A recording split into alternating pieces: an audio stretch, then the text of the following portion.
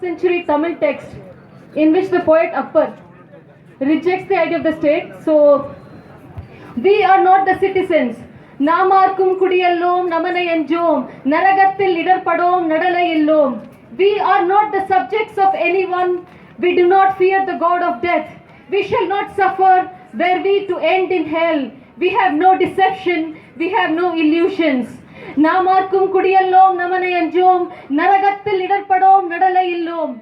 Nobody's citizens and nobody's slaves, fearless of lynchings and beheadings, unscathed by the torrent of hellfires, we do not tremble at certain death.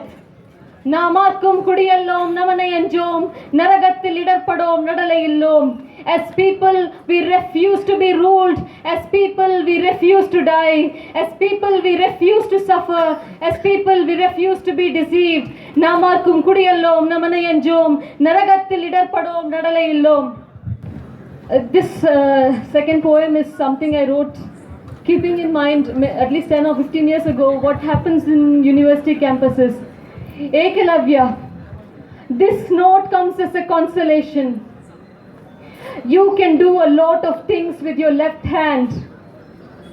You can do a lot of things with your left hand. Besides, fascist Dronacharyas warrant left-handed treatment.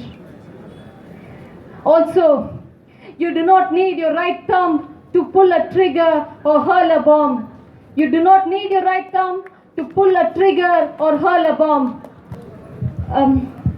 As somebody who has tried to have a brief affair with academia, one of the things that made me most alienated was the language that they use, which talks about suffering in a way in which the people who suffer cannot understand. Once my silence held you spellbound. You would not discuss me because my suffering was not theoretical enough. Enough. Now I am theoretical enough. I am theatrical enough. I have learnt all these big words. I can use them with abandon. I can misuse them. I can refuse them. I can throw them about, and one day I can throw them out. I am the renegade who can drop these multi-syllable monsters for studied stylistic effect. I am the rebel who can drop them all together. I invent new ones every passing day. And for your information, Oxford English Dictionary consults me. Rajat Thesaurus finds it tough to stay updated. But because I use these bedeviling words the way you use me, never means that I have stopped seething in anger, that I have stopped swearing. This is a poem that I wrote when two of my very close friends, Jason Cooper and Tushar Sarathi, were arrested by the Kerala police under the UAPA. I was trying to run a signature campaign. We are trying our best to get our friends out of jail at that time. And normally I don't have a poetic response to situations because I'm very emotional, but this was something I wrote. Tomorrow someone will arrest you and will say the evidence is that there was some problematic book in your house.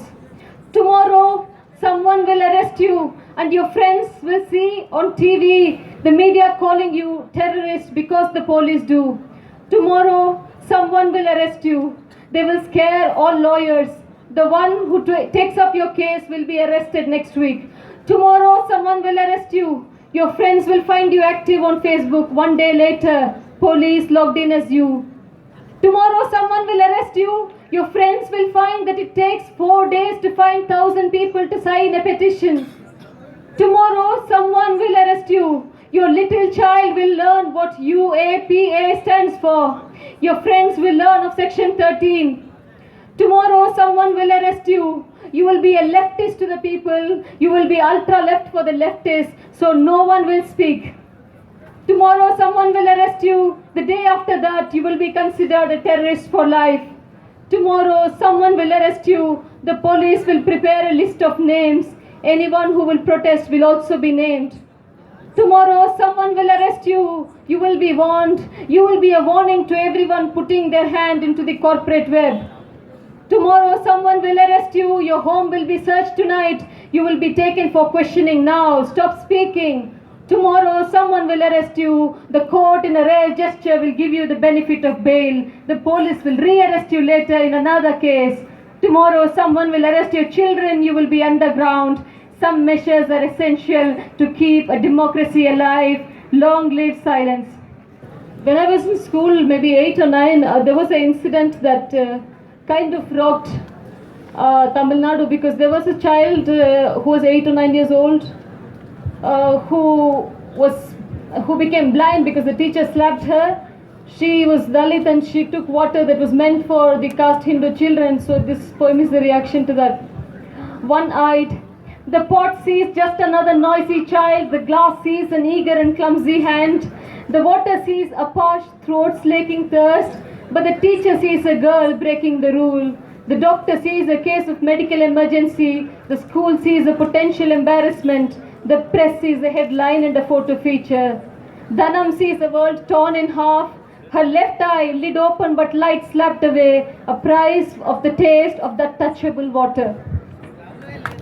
Hyderabad is also very much in at least my personal memory because of what happened during the Beef Festival at Usmania University, because what followed, just a sympathetic tweet, was getting all kinds of threats. So I had to write a poem, I think, which many of you would have been abused by the same right-wing people on social media. How to make a bitch give up beef. Plan 1, go for Gandhi. Quote the father of the nation to prevent the mother of the Hindus from being eaten by bitches and bastards. Plan 2, go for the goddess. Tell the bitch that Saraswati, the Hindu goddess of learning, will desert Usmania University campus, outraged that her sister, the holy cow, was cooked and consumed. Plan 3, call for a cannibalism alert. Warn the general public that because the bitch does not mind eating her mother, the cow, she may one day eat her mother, the human. Plan 4, investigate terror links. Accuse the bitch of having links with Hyderabadi and Kashmiri jihadi organizations and the Tamil Tigers, and of being an enemy agent. Plan 5, put her behind bars.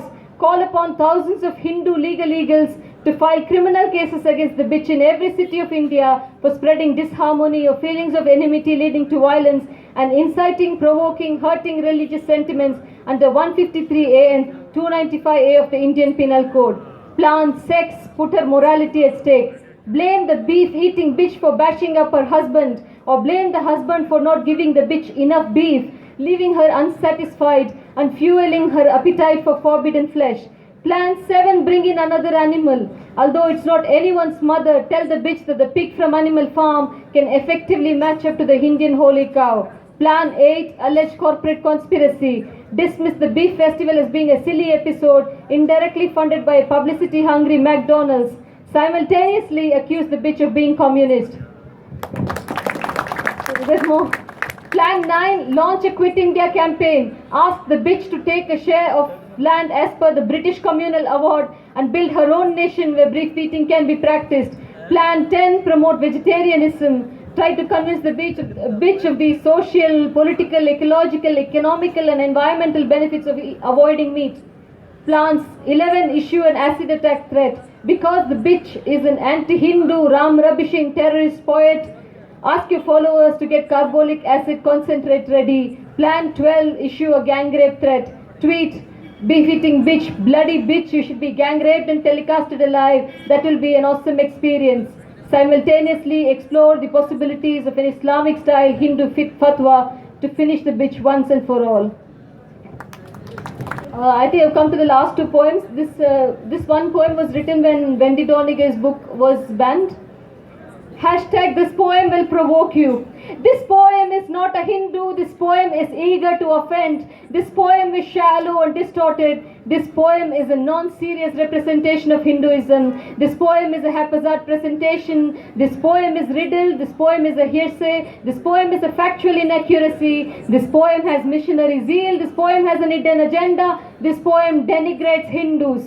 This poem shows them in poor light. This poem concentrates on the negative aspects of Hinduism. This poem concentrates on the evil practices of Hinduism. This poem asserts its moral right to use objectionable words for gods. This poem celebrates Krishna's freedom to perch on a naked woman. This poem flames with the fires of a woman hungry of sex. This poem supplies sexual connotations. This poem puts the phallus back into the picture. This poem makes the Shiva Lingam the male sexual organ. This poem does not make the above mentioned organ erect. The poem prides itself in its perverse mindset. The poem shows malice to Hinduism for untouchability and misogyny. The poem declares the absence of a Hindu canon. The poem declares itself the Hindu canon. This poem follows the monkey. This poem worships the horse. This poem supersedes the Vedas and the supreme scriptures. This poem does not culture the jungle. This poem jungles the culture. This poem storms into temples with tanks. This poem stands corrected. The RSS is BJP's mother.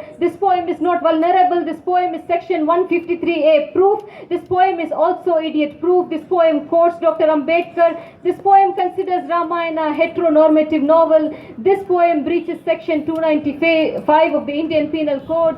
This poem is pure and total blasphemy. This poem is a voyeur. This poem gossips about the sex between Sita and Lakshman. This poem is a witness to the rape of Shurpanakha. This poem smears Rama for his suspicious mind. This poem was once forced into sati. This poem is now taking her revenge. This poem is addicted to eating beef. This poem knows the caste of all the 33 million Hindu gods. This poem got court summons for switching the caste of gods. This poem once dated Karna, who was sure he was no test tube baby. This poem is not curious about who was the father. This poem is horizontally flipped. This poem is a plagiarized version. This poem is selectively chosen. This poem is running paternity test on Hindutva. This poem saw Godse of the RSS kill Gandhi. This poem is not afraid of being imprisoned. This poem does not comply to client demands. This poem is pornographic. This poem will not tender an unconditional apology. This poem will not be penguined. This poem will not be pulped.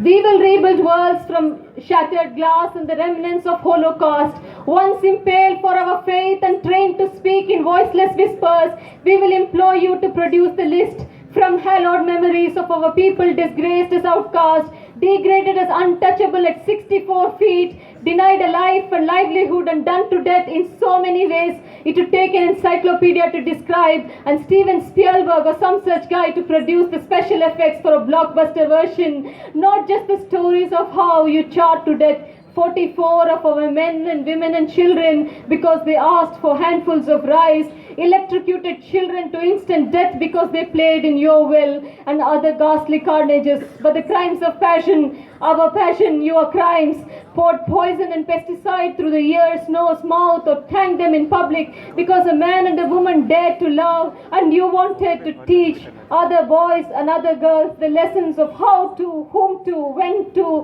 where to continue their caste lines, and we will refresh your memory with other histories of how you brutally murdered and massacred our peoples with a smiling promise of heaven in the next birth, and in this a peace that never belonged. We will wipe away the shame of your smiles that appear and disappear like commercials on primetime TV, smiles that flash across Botox faces, smiles that crease plugged eyebrows, smiles that are pasted and plastered to your lips, smiles that sell yourself, smiles that seek to sell us into soulless worlds. We will singe the many skins you wear to the world, the skins you change at work, the skins called caste and the skins called race, the skins you mend once a week, the skin you bought at a sale, the skin you thought was yours, the filthy, rich, stinking skin you thought you could retain at bed. Shorn of style and the hypocrisy named sophistication, there would be nothing for you to do but gape at our combat gears. We will learn how to fight with the substantial spontaneity with which we first learned how to love. So now, upon a future time, there will be a revolution. It will begin in our red-hot dreams that surge, that scorch, that scale, that sizzle like lava, but never settle down, never pungently solidify. It will begin when the song in the sway of our hips will lead us to dance and sing and stand up straight, put up a pretty fight, redeem and reclaim the essence of our earth. It will begin as our naked bodies held close together like hands in prayer, against each other like hands in prayer, set to defy the dares, the diktats, the years, the terms, the threats that set us apart.